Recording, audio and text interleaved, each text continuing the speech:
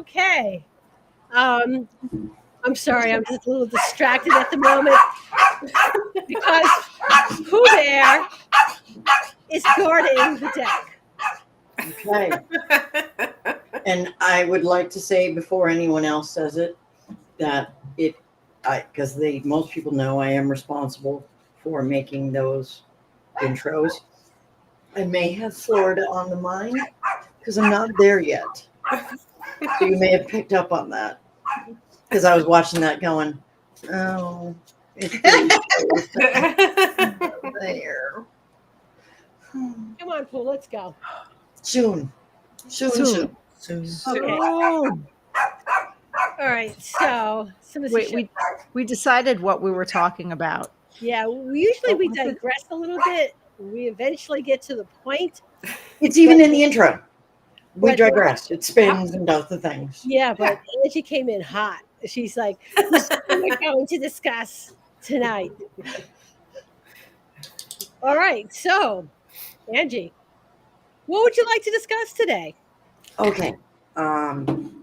Well, first is going to be terminology and the fact that there is no standardized terminology in this industry.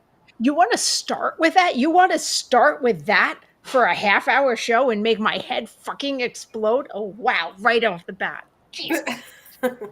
We're going in the deep end. Jumping right in. So I will insert that we do have terminology standards. However, we have to woo the rest of the industry into adopting the practices of that. So we just have to figure out the plan of attack, if you will. And I say that we woo all the mentors, all of the teachers, all of the instructors, all of the speakers, to help them maybe make them understand what the terminology is, give them a copy of the best practices, and get everybody in the groove of starting to use that terminology. I like that. Yes. All right. Then you know what? That's better than my big stick idea. Okay. So, Michelle. Yes, ma'am. Why don't you tell us a little bit more about where that can be found? That can be found at, let's see.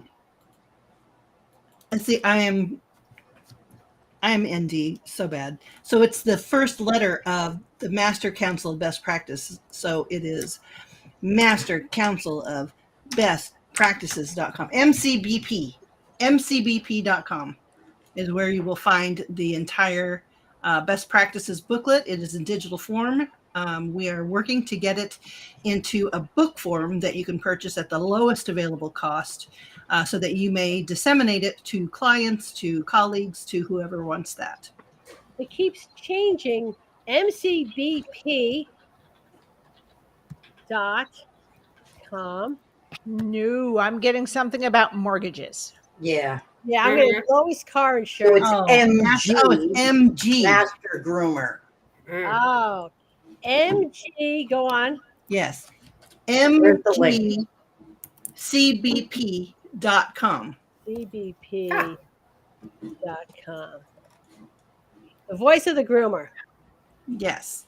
And you go down to the very bottom and you can download your copy. You can download the information form.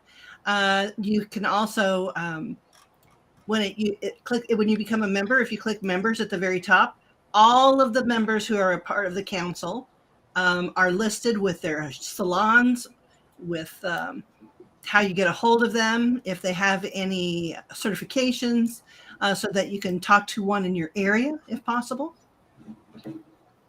So that is a labor of love, but we all came together and made these best practices, and it does have terminology in them. It's got a little bit of everything, and it is a living document, which means that it will change over time as more scientific information comes in, as techniques change, and we learn more about handling and anything else that has that. It's like a blueprint. If a client would come in and say, well, you don't know what you're doing, blah, blah, blah, you can whip out a copy of the best practices that says, this is what you expect. This is what you should expect when you go into a salon. And if clients are more informed, they're going to be, hopefully, they're going to be better informed. They're going to ask better questions, and they're going to be a little bit more understanding when things may go wrong. Because that's what we're dealing with. They need to know the body of our knowledge. And that was the main specific goal in getting all these best practices together. You can become a member. If you are in the grooming industry or the pet industry at all, you are welcome to be a member. Anybody can enter verbiage on the floor to be debated. But if you have a master in anything, you get to vote whether that verbiage can belong in the book. So it's a round table. There's no, I'm the mediator, but I'm not necessarily the one that makes the decisions. We all vote on it. So it's very democratic. So. All right, Christina refers to it as our Bible. I think that's Mm-hmm. a good Yeah. tip. All right. And there's a whole section on terminology, I do believe. Well, we needed it. It's so crucial to be seen as a professional that way. Like everyone needs to adopt the same terminology. That's what all regulated industries and professional industries have in common. That's right. They have the terminology. That way, if they have an issue, they have the same terminology. And when they talk to others, colleagues, and other people in their industry, they can get a decision on what's going on because they're on the same page. One word doesn't mean 15 things. It means that thing. Right. Okay, well, I just downloaded it to this computer. I'm going to upload it to create that program because there's a lot of new educators in there. And feel free to put the link on your websites. It's free. It's free to the industry. If you want a hard copy book, I'm trying to get it on Amazon. I have a friend and colleague working on getting it formulated to put on to a digital website so that you can order it from Amazon or such for just the smallest fee possible. We're just going to cover what it costs to make it. And feel free to do that. But otherwise, it's free. The first edition is downloadable right on the website. Feel free to put just that link on your website or put the link to the whole website on your website. Let everybody know that it's there. It's available. And there are working salons and groomers who are using this manual to help educate their clients. So now how do we get vets in the AKC to meet with us and agree on these terminologies? They don't have to. You know why? Okay. Because this is a council of groomers. That's true. Doctors have a board, and they're all doctors. Cosmetologists have a board, and they're all cosmetologists. Dentists have a board, and they're all dentists. But my soapbox is we should be speaking a common language. We have enough miscommunication issues with vets if we're literally using different terminology. Send a copy to your vet. Yeah. Give it to the receptionist. Send it to AKC. Send it to all those people. Woo them. You capture more flies with honey than you do vinegar. Okay. If we have the majority of the body of the industry getting used to using these words, they'll have no choice but to start using that language. That's the way you do it. It's one person at a time. And it does take time, and I'm just feeling incredibly salty tonight. Feel that a little bit. But yes, it's not like directed at any of y'all. I'm just... It's a frustration. It's a frustration. Yes. I think it's a frustration. Yes, I'm just extra frustrated. And it did take forever for us to stop using the word noose. Okay, Oh, Chris, definitely. do you remember when the standards came out, the PPGSA standards? Yes. Do you know how long it took to have those people sit down at a table because they were from different avenues of the pet industry? Right. It wasn't just groomers. Okay, they brought in AKC, they brought in the Petco and the PetSmart, they brought in the associations and groomers and lobbyists and all sorts of things. And that was, I had a little bit to do with it, and I'm just going to own like this piece of it. Okay. And actually the verbiage of that document is in the best practices. So we got permission to actually put it in there. So that is also included. But the point that I'm trying to make there, when you're going outside the core group, and getting everyone to sit down and be on the same page that took them a long time. I'm not going to say there were fist fights or anything like that, but Yeah, but think about it this way: as far as disseminating it and getting people on board, I think that like street language, it gets around and it catches on more than somebody demanding that you use a word that you want them to use. You see what I'm saying? And if it is a council of groomers, it is a groomers council. It's primarily everybody on there grooms in some form. So all these people have agreed to these terms, have a copy, have available to download a copy to them. They could read through it as many times as they want. We don't call them nooses anymore. They are loops. They're safety belts. But that did take years. It did, absolutely. I myself came in 30, 35 years ago and was told it was a noose, and I used that term for forever. But it doesn't sound good. I didn't like using it. Who wants to put a noose on something? Right. Only noose I approve of is a burn noose, and that's in the desert.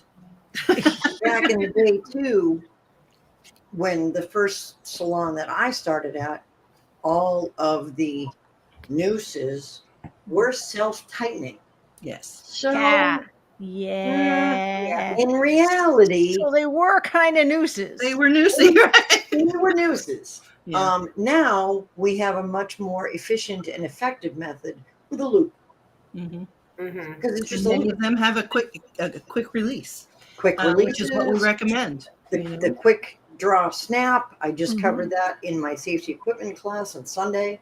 I actually had to use that for the first time last week. I have the groomer's helper one. And I'm like, yeah, I never use it. I'll put it on. Let's see.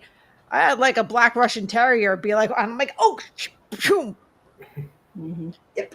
And it works different. Like when you test it, I was a little like, because it's a little finicky. Oh no, when you have weight pulling against that, it comes right off. I'm like, oh, thank God I had that on there. Yeah. No, it's a thing. And everyone should have quick release snaps on all of their tables because you won't need it until you need it. And then if you need it and you don't have it, it's going to be bad. Yeah. Because that's when tables get broken, tables get flipped, things like this. And do you have $1,000 or do you want to spend the $15 for the quick release snap?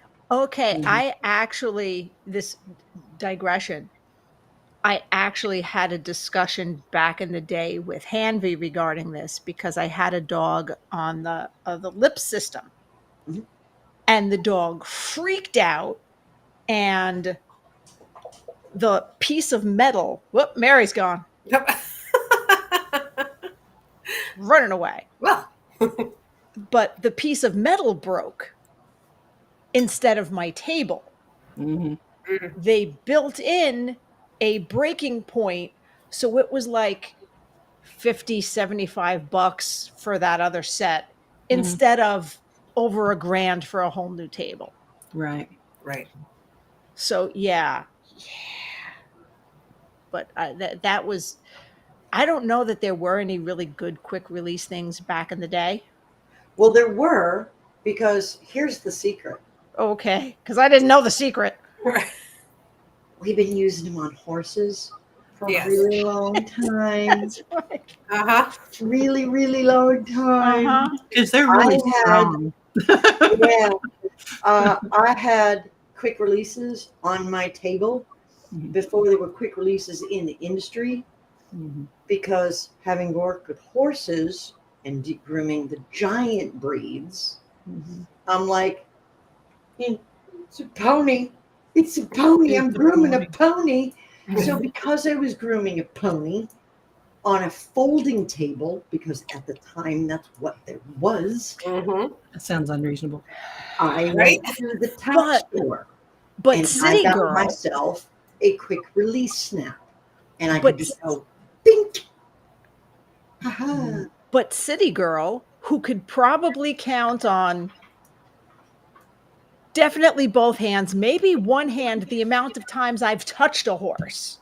You wouldn't know because you weren't familiar with How the am I tack. supposed? Yeah. Yeah. Right. Like it wouldn't even, like when the second you said it, I went, oh, duh, of course. But it wouldn't even dawn on me to make that connection, which is why I'm pretty we sure that need good things. Marlene Romani had the first quick release available in the grooming industry. I can remember when I can remember the first time I even saw a collar that had the click. Oh yeah. Like I can remember Oh, yeah. when we it was all buckles for forever, and then they started coming. I'm like, this is a great idea. Why doesn't everybody have one of these? And now they're the predominant type of collar, even. You know what I mean? So it does take time, people. And also, by the way, for corporate people, we don't mean anything made of Velcro. We are Fair. not talking about Velcro. This is why I can't work for other people. I know. No, I'm talking about a galvanized steel. Go get it off. It's right there. Weight supporting galvanized steel, quick release snap that you could put a horse on and go dink. And then if you needed to, you could just go and it pops off. Okay. But yes, that quick release it will save you when you need it. And sooner or later, you're going to need it. So see, this is nice, sturdy. Now to hook it on is a little bit fussy. You just need to get used to it. It's just like anything else. You just pull it down and do it. Or getting it back on the little eyelet on my table. But yeah, you just pull this bit down and it shoves in there.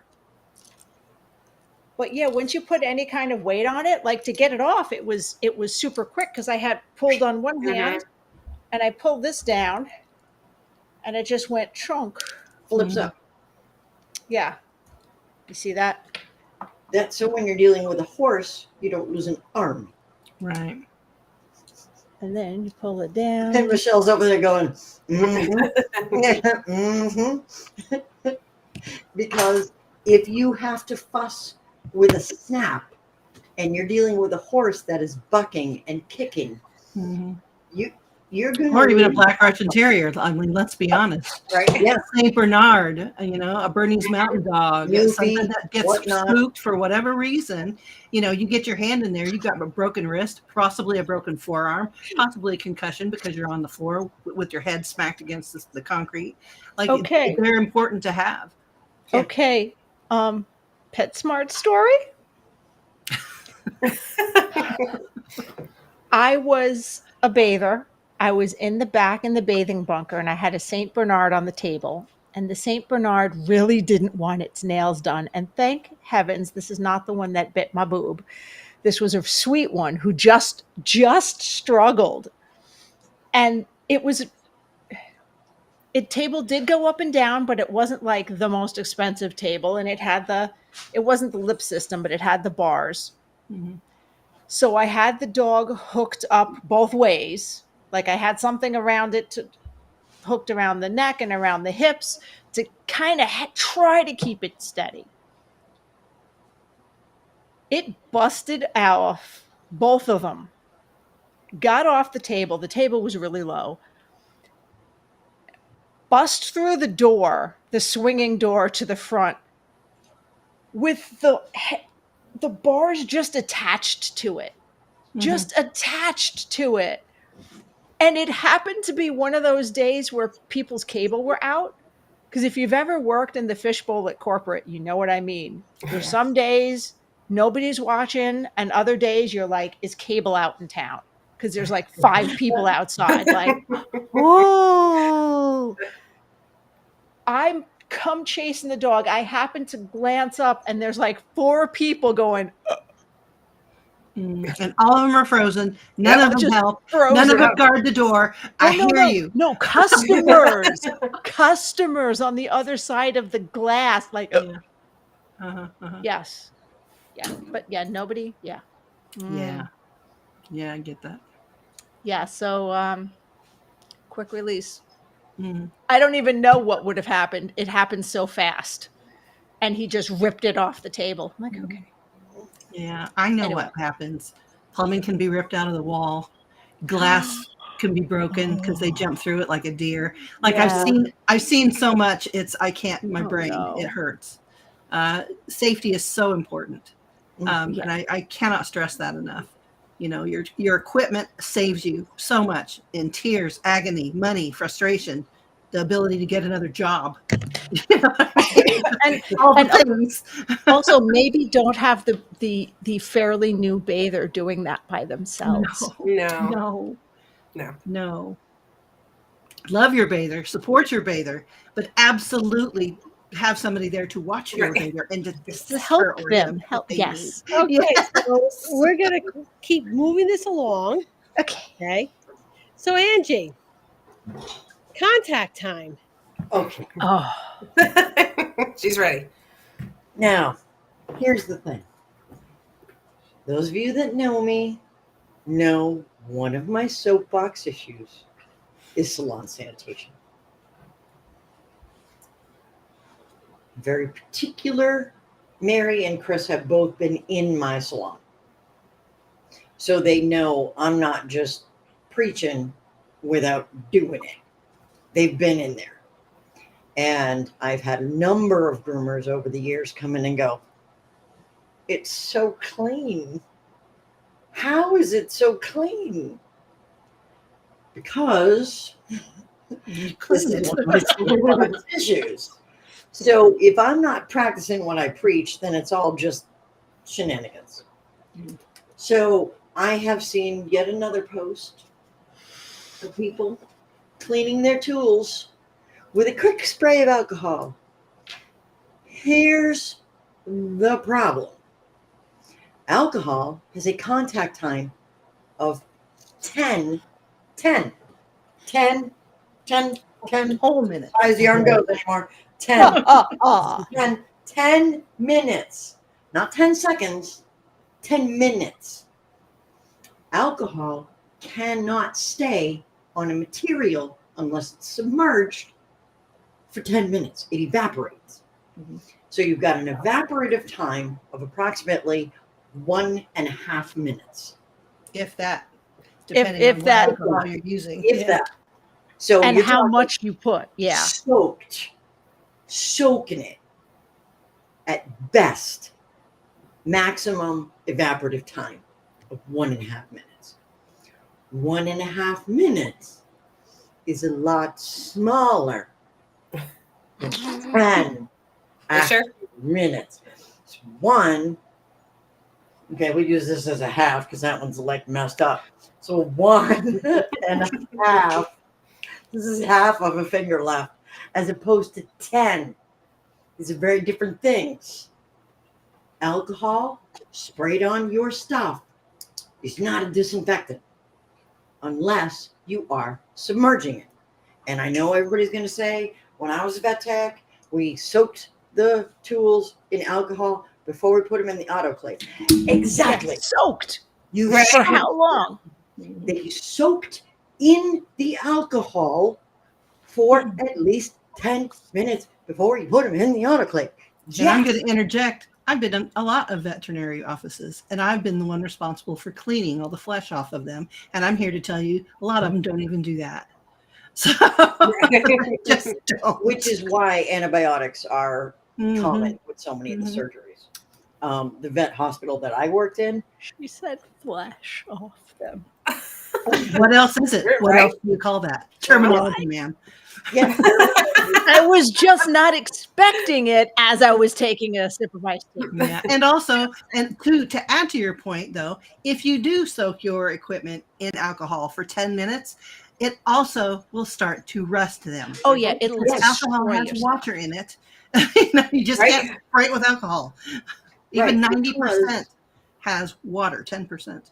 Yes, and it will cause micro abrasions in your. It will pit your metal. It will pit all of your tools. Yeah. Yes, I know there have been many well-known groomers saying that that is what they use, and it's a fine cleaner. Cleaner. However, a cleaner and a disinfectant, not the same thing. Cleaning is step one. Disinfecting is step two. First, you got to get the flesh Sanitization off. is step three. Exactly. So cleaning removes Prepare material. that time. So you have an eye boogie in the clipper blade. You have a little bit of the poopies that, or maybe the anal glands that they just said, oh, here you go, because you're finishing me up, so I give you a little squirty squirt. Thanks. And now it's on my clipper blade. So you're going to clean that off. So a UV machine is your last step. That is sanitization. And it is by far, if you're going to do nothing else, I beg you to get the UV. Now, here's the trick. I am not paid by, associated with, or any part of this company. Tool Clean. And I will tell you why. Because there are many, many, many, many, many UV machines out there on the market. And they test the technology. Well, we all know UV kills germs. We know this. It's been proven over and over and over and over and over. The science is solid. However, Tool Clean tests the actual toaster oven cleaner, sanitizer. They don't just test the technology. They took their box and had their box sent off for testing, and it was either going to pass or it was going to fail. And theirs passed. And here's the thing. The reason it passed is not just because of the science of the UV, but also because of the build of the box. So huge fan of Tool Clean. I have their UV, I call them room bombs. So, Yeah. and I set them up in all the different rooms, and it's like playing James Bond at the end of the night, because it's like ding, ding, ding, ding, ding.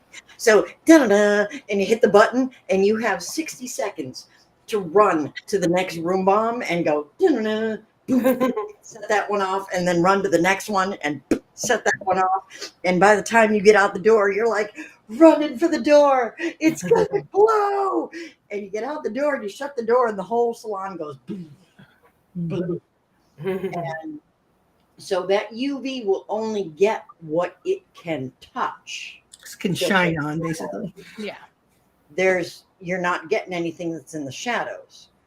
And tell them also the difference between disinfecting and sanitizing, because that's also different. Okay. So cleaning is removing the goop, the eye boogies, the anal glands, the bit of poops. Disinfecting is cutting down up to 90 some odd % of the germs that are currently on that item. Sanitization kills everything else, and it kills it dead, dead, dead. And UV will kill everything. Kennel cough, parvo, giardia, you name it, E. coli, salmonella, whatever it is. And so say you have a dog that comes in and he's a raw food eater, and because we've all done the newfies, and they Okay. and it's like it's all over my stuff. It's all over my stuff. So you clean it off, so you get the slime off your comb, but then you disinfect that. There still could be E. coli, salmonella, because it depends on your disinfectant as to what it's rated for. Not all disinfectants are created equal. Not all disinfectants kill all things. So there's a difference between a cleaner, a disinfectant. Pine Sol is not one of them. Pine Sol is trash. It's not trash. It's just not meant for disinfecting tools. Cleaner. It is. Yes, it's a And clean. I know it says that, oh, it's lovely.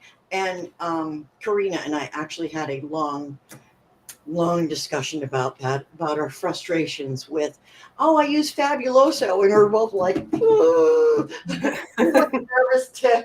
You're just cleaning everything with grape juice. That's not a disinfectant. Listen, It does. It smells great. I love it. It smells awesome. However, it's not a disinfectant.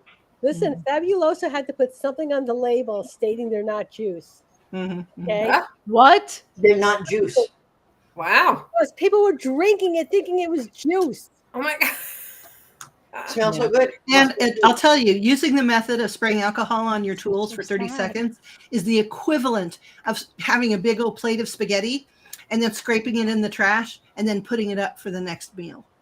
That is all you're doing. It's nasty beyond nasty. Uh-huh. Yeah. So it's basically the equivalent of picking up poop with your bare hands, Yes. Wiping it on a towel. wiping it on a paper towel, and then picking up a slice of pizza and eating the pizza. Yes. Yes.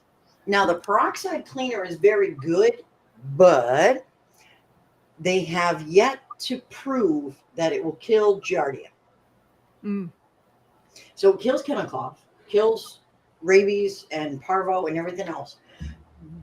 But they don't know and don't guarantee that it kills Giardia. So just to be aware, for those that are using the there's a bunch of different brands, but the hydrogen peroxide, accelerated hydrogen peroxide, it is a very good disinfectant, but like here in Massachusetts, that's an issue for me because I'm in a trail area and dogs are drinking out of swamps all the time in the summer. And then they come in and they're pooping like it's nobody's business. And I'm like, oh no, no, there's poop everywhere. You need a vet. You don't need a groomer. I will rinse off your hiney and you're going home as is, because now I have to disinfect and sanitize that entire area, because more than likely when they went for a walk this weekend in the hiking trails, he drank from the swamp. Oh no, he totally did that. And I'm like, Yeah. what could possibly go wrong? He's now riddled with Giardia, more than likely. I'm thinking this, I'm not saying this to the person. And I'm just like, Yvette today. Yeah. Yeah. And Giardia is not the worst you can get out of a lake or a stream or a pond. No. That's only one thing. That's one thing that you may get. Or you can end up with lepto. I had lepto. And lepto can be fatal. If not for my vet, I would be dead. Because he noticed it, my doctor didn't. So back to contact, swinging this back around to contact times. Accelerated hydrogen peroxide has a 5-minute contact time. However, this is the little asterisk here. It's 10 minutes for kennel cough, listeria, salmonella, and you can store it for up to 90 days diluted, but you absolutely must make sure if you are putting this on metal, you dry it completely, because once again, this will cause microabrasions, and microabrasions will destroy your tools. Well, yeah, it's water. It's water. Yes. So then you have the chlorine compounds, which is 10% bleach, which is, again, has water. It is metal corrosive. So 10% bleach solution for 10 minutes. 10 minutes contact time. 10. Big 10. 10 minutes. And then hydrogen peroxide itself. Again, we have the same issue with the evaporative. The contact time is 5 minutes. However, unless you're soaking it, it's not going to last 5 minutes. Put it on your skin. You'll see. You just go, psh, psh, and it goes, and it's gone. It doesn't last 5 minutes. So Mindy's asking what I use, and I'm almost there. So then you have the phenolics, which have a 10-minute contact time, but those are corrosive to your skin and eyes. So this is not a workable solution either. And then you have the ones that are near and dear to my heart, which are the quats. And What I always did in my salon is the beginning of the week, you'd use the hydrogen peroxide, the accelerated hydrogen peroxide. At the end of the week, you use a quat 256 of any brand, of any flavor, scent, what have you, because my business partner's mom was a microbiologist that worked in a lab. And she told us, you're going to be dealing with bacterias, which we do, because there's all kinds of bacterias. What you need to do is you need to switch up your cleaners midweek. So we did. And so Monday through Wednesday, we would use one of the cleaners. Thursday through Saturday, we use the other cleaner. Monday through Wednesday, we use the other one. And it was a rotation. And we used that, we would switch it on the floors as well. So everything, the walls, the floors, everything was being rotated through. So the salon, you could literally lick any part of it at the end of the day, because after the room bomb went off, everything was dead. And my salon never smelled like anything. And customers would comment and they're just like, it never smells like anything in here. Like ever. Why doesn't it smell like anything in here? I see dogs coming in and out of here all the time because it's clean. And even the air is clean, because I also have an air filtration with a UV on it as well. And you'll know when you walk into your salon in the morning and it smells like a OCD cleaning lady's bathroom, you know your salon is clean. Especially after a hot weekend when you've had the heat or the cold turned down, and it's in the heat. If you've bust your butt and you've cleaned your salon and this, that, and then you come in and it still smells faintly of dirty dog, it's not clean. You're either not using the right cleaners, you're not disinfecting, you've missed a step somewhere. It should not smell. And when I first started grooming too, and hopping from salon to salon, as you do when you're very young, everybody just said, well, that's just what clients literally thought in their heads and in their hearts. Well, they work on dogs, and that's just what a grooming salon smells like. But once you get to that one where you learn the most and it doesn't smell and you learn how to clean stuff, and you're like, oh, those people are dirty. It's just dirt. It's dirt and grime and grossness that's been allowed to grow bacteria and all kinds of stuff on it.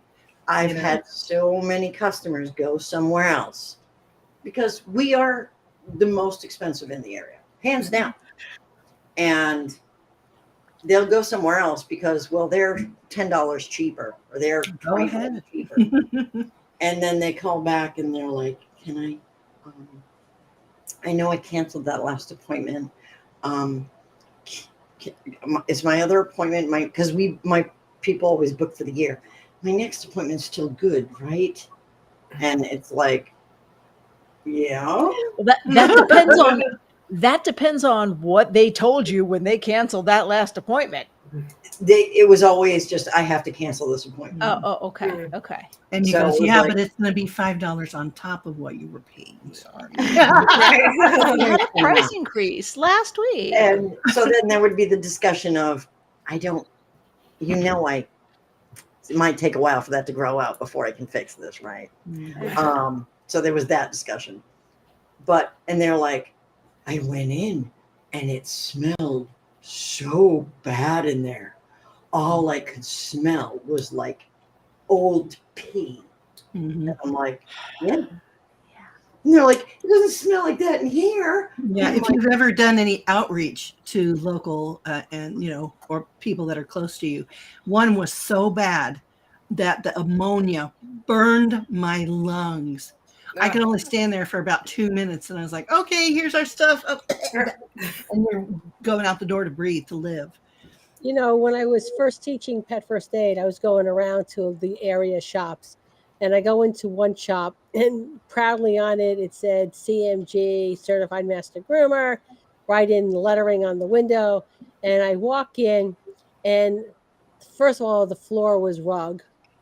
And I'm walking in, and my feet, I have to lift my feet up to walk, okay, because it's gross, okay.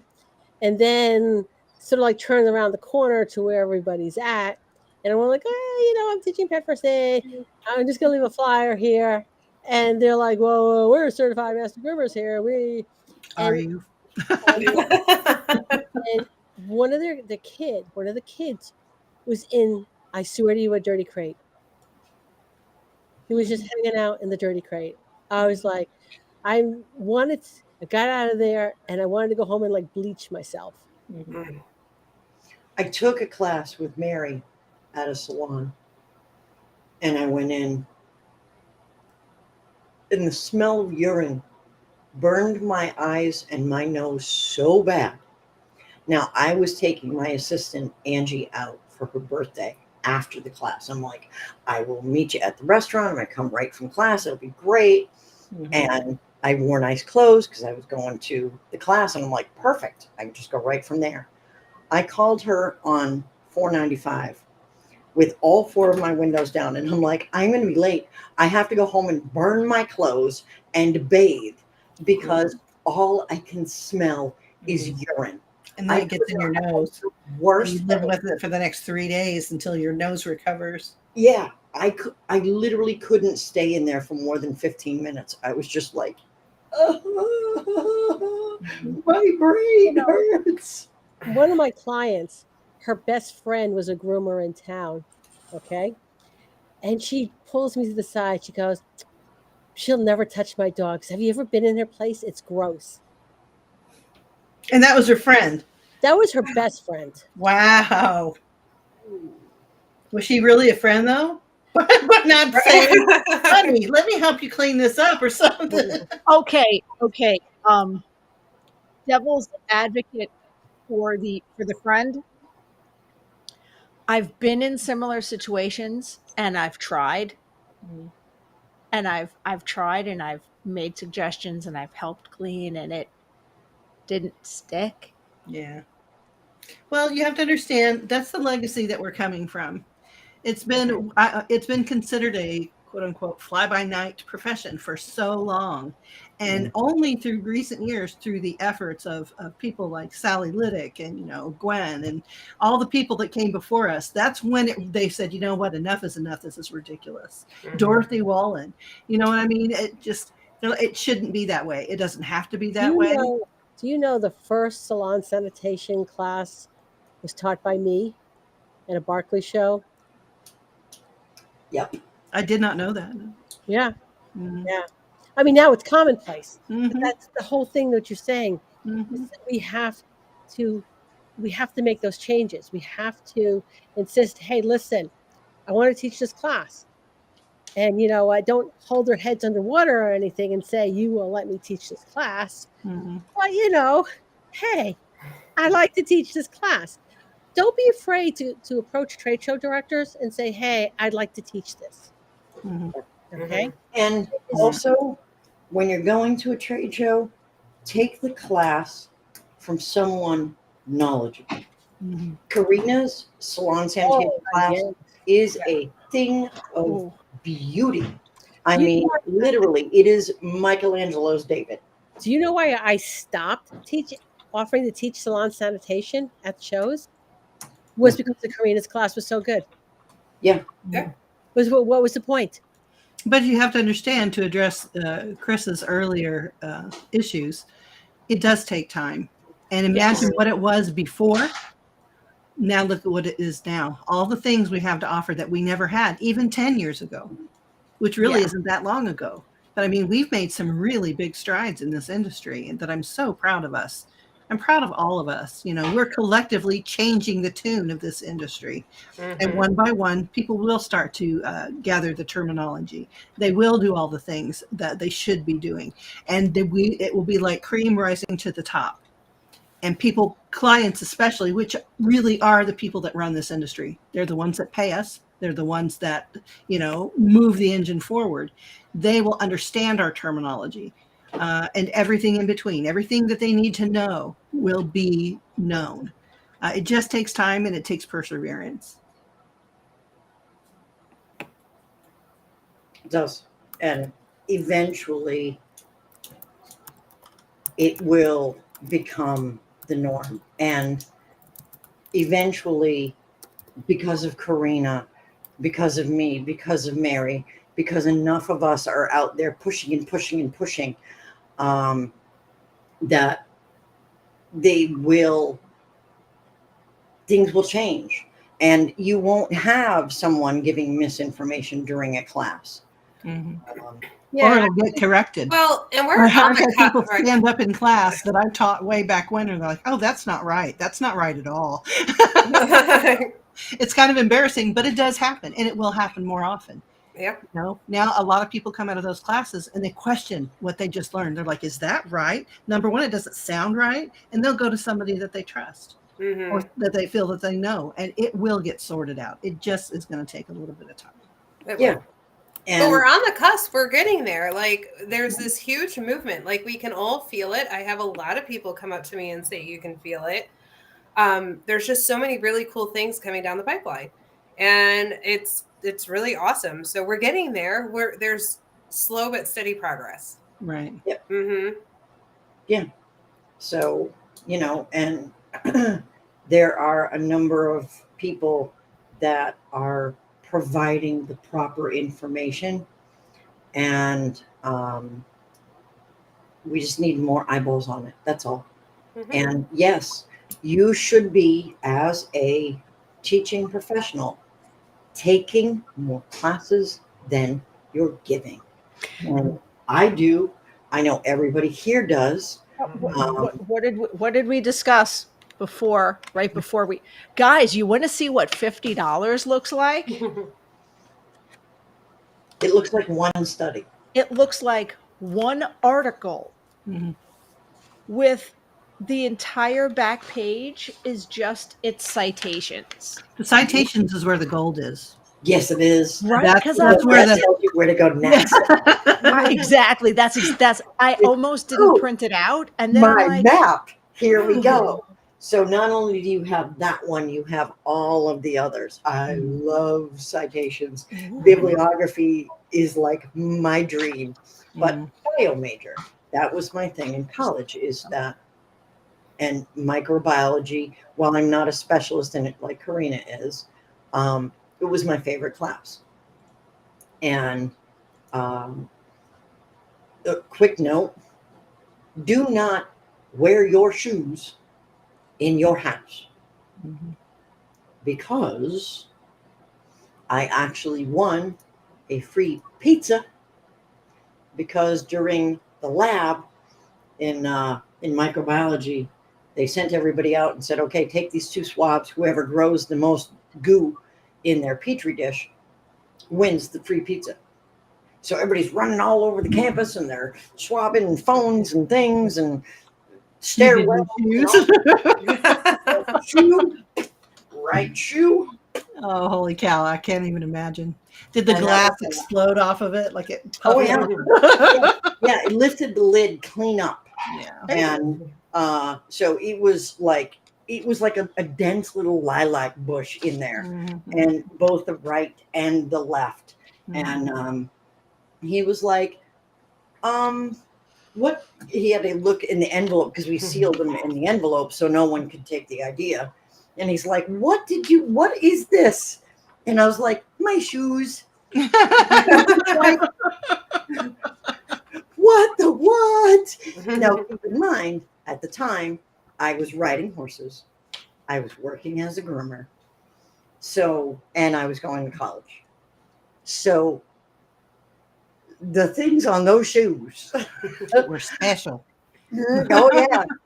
She had the power to take down humanity as we know it. I'm going to have to dust off an article I wrote, and it was on shoes, which I was just like, people were just like, that's not true. I'm like, it absolutely is true. I don't even wear my street clothes in my house. I mean, that's how I do. I don't. I've got house clothes, and then I've got clothes that I put on to go outside. I do too. And as soon as I come in, because you know too much. Yes. And as soon as I come in, the clothes I was wearing get changed out for house clothes. Yeah. Because of the immense amount of bacterium that we're coming in contact with. And oh my God, So I was working part-time because I was working part-time at a groomer. I was also working part-time at a mini mart. And I was in micro. And I was like, How could you I even live? wonder. How could you even live? So I just went along the shelves and then on the canned goods. Sometimes you And just I don't had wanna like 10 petri dishes to see all of them grew like an amazing amount of bacteria. So yeah, I get it, Michelle. I do the same thing, and for the same reason, because you know what crispy critters are out there running around, and you don't want them sitting on your couch. Right. Because Well, I've caught a lot of flack too because I really believe in doing a parasite cleanse. I've caught some flack, directly to me, but you don't understand. We're not a closed society. We travel everywhere. We go out of the country. Sometimes we order dogs from out of the country. People aren't as clean as we are. So you can't guarantee that's not going to happen. It does happen. It might be low, but if you're the one that it's happening to, it's 100%, is it not? Yeah. If you swim in lakes, if your dog swims in lakes, if you go into ponds, if you walk barefoot in your backyard, if you do gardening, if you travel outside the country, all of those things are possible places where you can take up parasites. You can kiss somebody, hug somebody, go to somebody's house that has them. They can get transferred to you. I'm a huge proponent of taking care of your gut as well. So I mean, I've seen too much and I know too much. It's gross. Yeah. You should be on a protocol. You should be on one. Sorry, I will say it till the day I die. Okay, so do we have your weird animal fact yet? Yes. We need to do that. It's a good one. It's about octopods. Angie doesn't like any of the ones I suggest. They're all filthy. They were It doesn't surprise me. filthy. Not only would they have to be cleaned, disinfected, and sanitized, they'd have to be run through like 2-3 times. So, no. Angie's Weekly Weird Fact. Okay, so an octopus can fit into any space that their eyes and beak can fit through. Their blood doesn't just appear blue, it actually is blue. They have 3 hearts to pump their blue blood, one for their body, the other 2 for their gills. And Angie's Weekly Weird Fact. Are actually called arms, not tentacles. So I thought that was crazy. I'm like, so Cthulhu has tentacles and eyeballs can fit through a space that's like this big. Their whole body can fit through that? I'm like, no, that can't be right. Spend about an hour looking, researching. I'm like, son of a gun. It's true. And so you can have an octopus that's this big. And if his eyes and beak are as big as your eyeball, he can fit through this tiny little gap in like a tank covering. So super teeny tiny. So just as big as his eyes and his beak. And so he can fit his arms. Their arms are incredibly talented. Have you seen the videos of them doing food puzzles for octopus?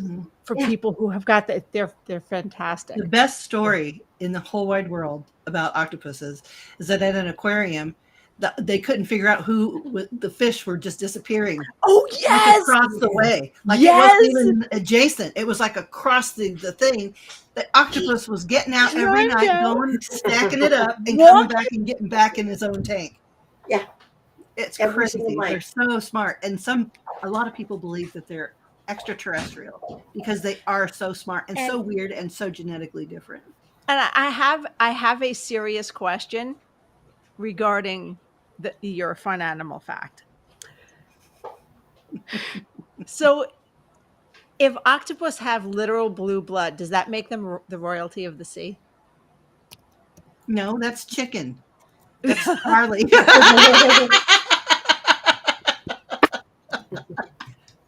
Sorry.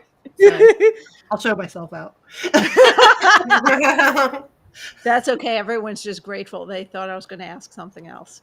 Fair. So Yes, I was like, oh my God, no, she's not going to ask that. yeah, I thought for sure it was going to be something that I did not want to answer on air. And I was like, please no, not Angel that. just Please click no. off her camera. You're done. Like, I've Oh, we officially lost killed. Chris.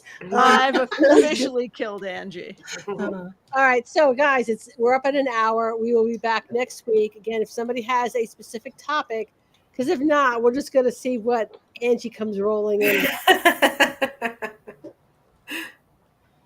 All right, goodbye, everybody.